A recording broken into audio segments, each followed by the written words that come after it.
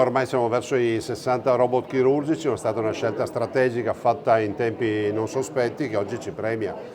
per la qualità del servizio che viene dato dai nostri operatori e per il fatto che comunque restiamo sempre al passo con le nuove tecnologie. Beh sì, siamo partiti dallo stetoscopio e passando attraverso le radiografie e tutto quello che sono state poi le ecografie, le risonanze magnetiche, le TAC e molte altre